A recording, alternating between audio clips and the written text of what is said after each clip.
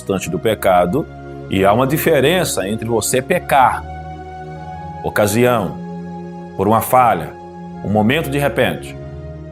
A Bíblia é muito clara no Evangelho de João, na primeira carta de João, onde diz que o que vive no pecado não conhece a Deus. É o que vive, é uma prática constante.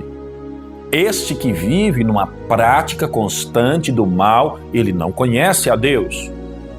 Ele pode falar de Deus, ele pode ter uma Bíblia em casa e ele pode frequentar uma igreja, mas se ele vive na prática do pecado, ele não conhece ao Senhor. É impossível ele conhecer a Deus. A prática da maldade e a prática do pecado é uma prova que o Espírito de Deus não habita naquela pessoa.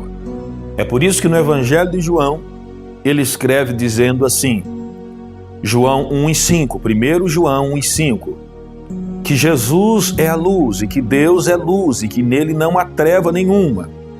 E se dissermos que mantemos comunhão com Deus e andamos nas trevas, mentimos e não praticamos a verdade.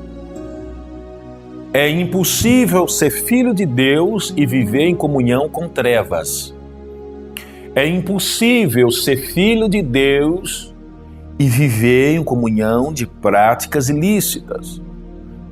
É impossível ser filho de Deus e amar e concordar em não pagar as pessoas que você deve. É impossível ser filho de Deus e você viver em vários relacionamentos íntimos. É impossível ser filho de Deus e você não respeitar o seu corpo, que é ou que pode e que deveria ser templo do Espírito Santo. É impossível ser filho de Deus e você expor a nudez do seu corpo em redes sociais. É impossível você ser filho ou filha de Deus e não ter respeito pelos seus pais.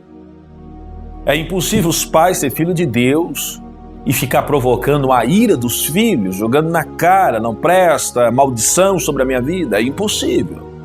Ser filho de Deus e você viver anos sem conversar, sem ter paz ao ver uma pessoa.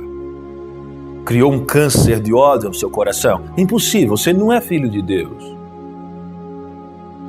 Porque Jesus e o Pai andam na luz e neles não há trevas. Se dissermos que temos comunhão com Ele e andamos em trevas, mentimos e não praticamos a verdade. Porém, se andarmos na luz como Ele na luz está, nós temos comunhão uns com os outros e o sangue de Jesus Cristo, Filho de Deus, te purifica dos pecados. Você consegue absorver essa mensagem que eu estou pregando para você de uma forma muito tranquila, para você entender? Eu não preciso gritar, eu não preciso rolar no chão para ter poder de Deus. Eu preciso ter consciência do que eu estou falando e ter fé do que eu estou falando. Isso eu tenho.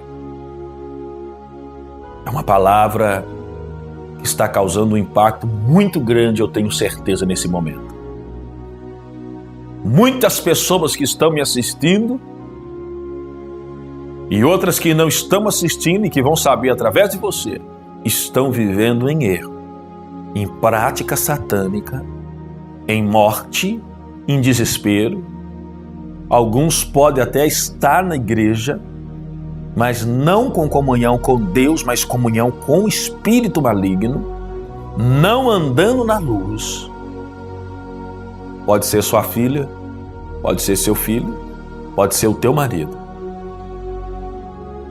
Não quero que você mande essas pessoas para fora de casa, mas a sua posição a partir de hoje vai ser de defender o Evangelho.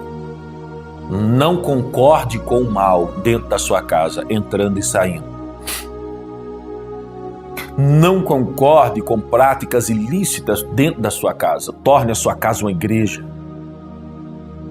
Pode ser filha, pode ser filho, pode ser sobrinho, pode ser uma pessoa que você ama, e é porque ama que a partir de hoje o seu posicionamento vai ser diferente. Não concorde com o mal. Não concorde com o erro. Fale o Evangelho, fale dessa luz para estas pessoas. Abre a Bíblia em 1 João, no finalzinho da Bíblia, não é o Evangelho de João, é o primeiro livro, a primeira carta, a primeira epístola de João. 1 e 5, lê. Que quem anda na luz é filho, quem anda em trevas não é filho.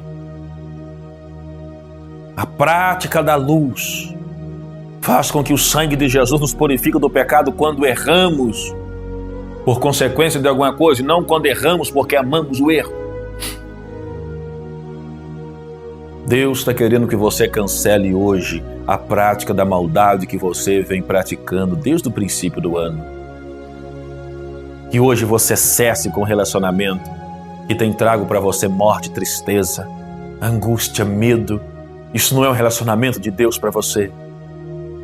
Deus quer que hoje você pare de frequentar lugares sombrios, onde você tem recebido espíritos malignos, da maldição, da morte, do ódio, do adultério, da mentira, da prostituição, da lascívia, promiscuidade.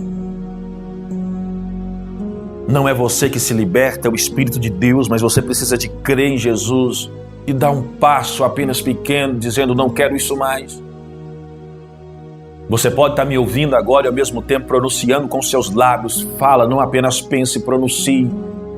Verbalize que esses espíritos malignos não têm mais autoridade sobre a sua vida, que você pertence a Deus através de Cristo Jesus. 1 João 1 e 7. E o sangue de Jesus, o Filho de Deus, te purificará de todo pecado. É possível viver sem pecado? Sim, pastor. É possível viver sem pecado? Sim, irmã. Sim, irmão. Sim, líder. Sim, jovem. É possível viver. Porque há uma diferença entre praticarmos o que amamos e praticarmos por erro. Preste atenção. Porque de fato, se dissermos que não temos pecado nenhum, nós enganamos a nós mesmos e a verdade não está em nós. 1 João 1,5, mas se confessarmos os nossos pecados, Ele é fiel e justo para perdoar os pecados e nos purificar de toda injustiça.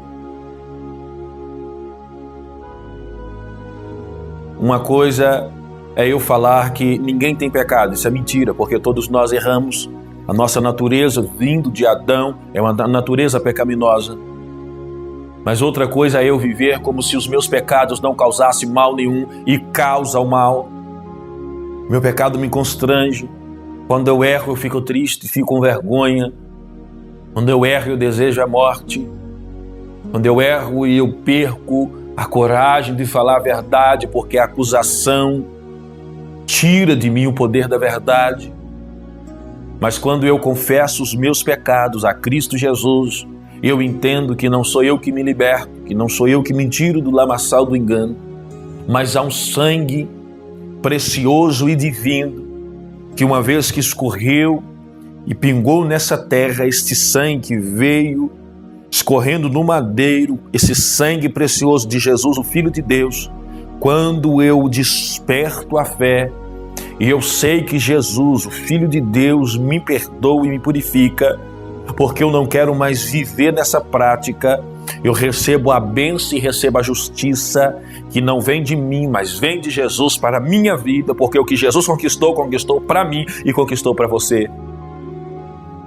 Entende por que algumas pessoas erradas tentam tirar você da comunhão de Cristo, falando mal de Jesus, mal de algumas denominações, apesar que algumas igrejas evangélicas erram, mas nem todas são iguais, e fala mal com você para você desprezar a igreja, e você começa a frequentar lugares onde o nome de Jesus não é glorificado.